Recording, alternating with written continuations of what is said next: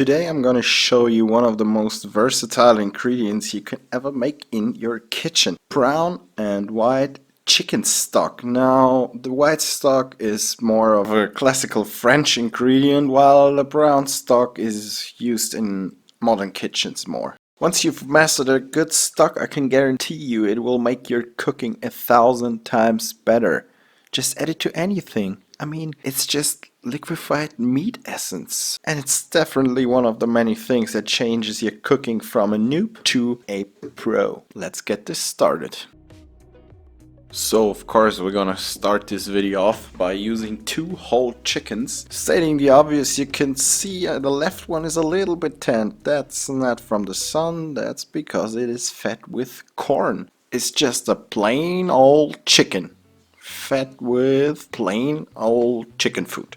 You should always resharpen your knife before deboning an animal, and of course clean your blade. I always start off with the chicken thighs and make a little incision on both sides so you can lay open that knuckle. Once it's opened up, you have to be kind of brutal and lay open that knuckle, as you can see here. When both knuckles are opened up, we'll have to cut off the leg, and you don't have to do much here, just follow the natural line and cut it off, and you're gonna end up with your first thigh. Now this relates to any bird you're gonna cook in the kitchen. If it's a duck or a goose, just first cut off the legs and they're all built basically the same. Now you've wound up with your first chicken thighs from a whole chicken. Let's move on. Next step is gonna be removing the wishbone. Now, I'm sure you might heard of it. It's this little bone that keeps you from carving beautiful breasts out of the chicken. So just make a little incision on the left and on the right, and you can already see it. So just take your knife and cut a little bit along the bone and cut it from the top, and you can break it out. And there it is. We'll remove it beforehand, and now we're gonna cut off those wings. Again, find the knuckle and just cut it through. If your knife's sharp enough, or if your knife is heavy enough, it should be easy to cut off. Next thing is the breast.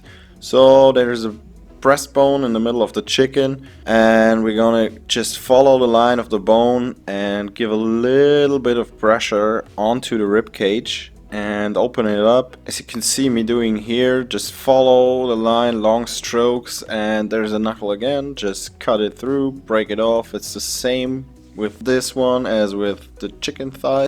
Once you've done that, you'll end up with what chefs call a chicken supreme or chicken supreme, whatever you want to call it. Now this is what you should end up with in the end, and next we're gonna debone our chicken thighs. So first separate the bone from all the meat. I always start on the upper end of the thigh and just scrape it out. Take the back of your knife and now scrape along that bone until you've reached the joint.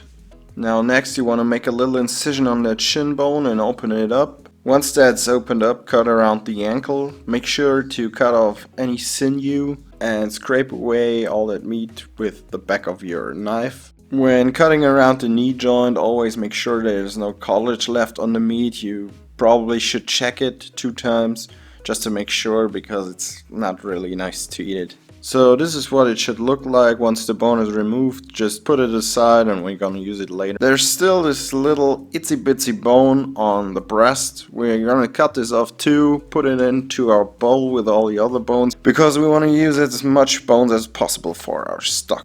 There's this little piece of skin left on our chicken back. We're gonna just tear it off and we're gonna render the fat out. Now there's also some fat inside of the chicken. Just rip that out, put it to the skin, and we're gonna crack open the carcass, cut it into 2 pieces so it'll be easier to put into the pot, and this is what you should end up with. Believe it or not, we also need some veggies for this. Now take a quarter of a celery root and cut it into small cubes. You don't have to be exact here, just make sure they're roughly the same size. Now take 2 stalks of celery for the white stalk. It gives off a nice herbal and aromatic note. Next we need 1 carrot, just cut off the both ends and peel it. I always like to peel it because I think the peel gives off a bitter taste and I don't want it in my stock. So cut it up into same size pieces. Take 1 leek and cut off the end. You can also cut off the green part. I tend to use the white part only for white stock. So slice it open like this and you can see all the dirt in between the layers. So just take the thing, give it a quick wash and reserve the green part for vegetable stock. Now just cut it up into pieces and put it into with the other vegetables. I only use 1 yellow onion in this stock. You can use more if you want to. I think we've got enough leeks in it, so it doesn't have to be that much onion. And the carrots and celery are pretty sweet, so if you want to put more in it, just do as you please. Make it your own recipe. So next step we'll be blanching our chicken bones. So I have a pot of heavily salted boiling water here. Just dump it all in and let it cook for around 5 minutes. So after 5 minutes, just take it out, put it into a bowl and cool it off quite quickly. Wash it off with cold water, so you want to wash away all that residue that's on there, all the protein that's leaking out. I also like to add a little bit of salt to the cold water just to draw out a little bit more of the scum. Now take your bones along with the vegetables, put them back into the pot and just cover them with cold water. Don't go heavy on the salt here, just a little pinch of salt and it'll be enough.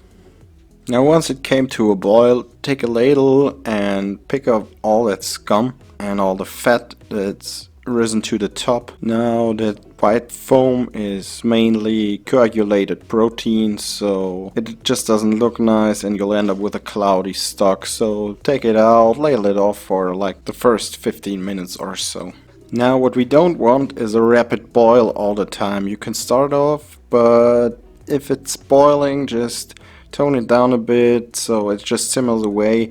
It's more like a meat tea what we're doing here, so you're just steeping the bones and the meat. Otherwise you'll end up having this cloudy mess with all kinds of stuff swimming in it and it just doesn't look nice. Now I also like to add some kombu to all of my stocks just to get that little bit of umami kick into it. So after around 1 hour you can add 3 cloves, 10 white peppercorns, 3 allspice, and a bay leaf. Now these are purely optional, just add whatever you want to it. Now after around 2 hours, take a sieve or a ladle and just spoon it all out. The bones and veggies have done their magic, so put it into an extra bowl. First dump it through a sieve, so all of the rough parts are out of our stock. Take a second container and a sieve along with a wet towel, or you can also use a cheese or a muslin cloth or a coffee filter if you don't have any of these. Just dump it through and you can see that all of the little parts are caught up in our cloth. So just move it around a bit, be gentle with it so you don't end up with a lot of cloudy stuff in your stock. So fill it into a mason jar and close the lid, and at the end of the video I will show you how you can keep it up for at least 4 weeks in the fridge. So there's no need for a freezer here. Next on is our brown stock. So we'll take the bones of our second chicken and just chop them up so that you create more surface area and more Maillard reaction and more taste. Of course we're gonna need some veggies for this as well, so cube up a celery, again half a carrot, peeled of course. For the brown stock I always like to use spring onions, cut it up pretty rough, throw it in with the carrot and the onions. Some mushrooms as well, also 3 onions and a couple of cloves of garlic. Put them into an extra container, so we'll end these later so they don't get burned and give off a bitter taste. We have to brown our chicken bones and also vegetables, so use a heavy bottom pan, something like a Dutch oven like I'm using here. Make sure the pan is hot, put in some oil and throw your bones in. Give them a stir once in a while, scrape a little bit of that brown stuff, the good stuff from the bottom, and You can see it gets quite smoky, so you probably want to open a window if you're cooking inside. And once it's nicely browned, just dump it out and take your vegetables and just cook them in the chicken fat, brown them as well.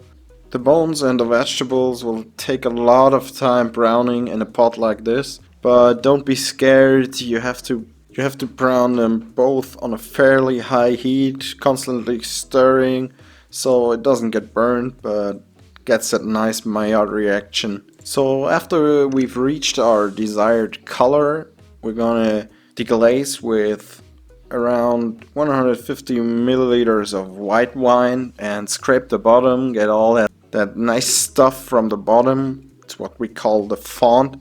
Then throw in your bones and your garlic, bring it back up to a heat until almost all of the moisture is gone and this shiny thick wine reduction in your pot. Now once that's reduced, fill it up with cold water and again throw in a piece of kombu just for that nice umami kick.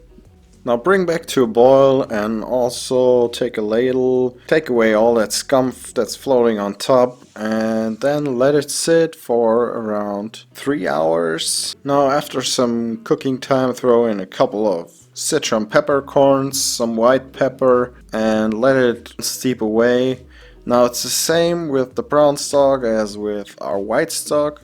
Pour it through a sieve into a bowl, then take a cloth onto your sieve, dump it through that cloth. Now there's probably a little more stuff that gets stuck in our cloth, so just move it around a little bit, pull it from either one of the sides as you can see, so there's a nice picture of all the dirt that's floating around. Now pour it into a mason jar, close the lid, and I'm gonna show you how you can keep it refrigerated and you don't have to freeze it. So make sure both of your stocks are hot as you fill them into your mason jars. Now just put them into a pot of boiling water for around 15 minutes and let them cool off at room temperature, and this is the end result. This is what they should look like. Now you can put those in the fridge and it will keep for a long ass time. So I hope you guys liked the video. Make sure to subscribe and leave a like. Leave a comment down below what you want me to cook for you next time. So see you next time.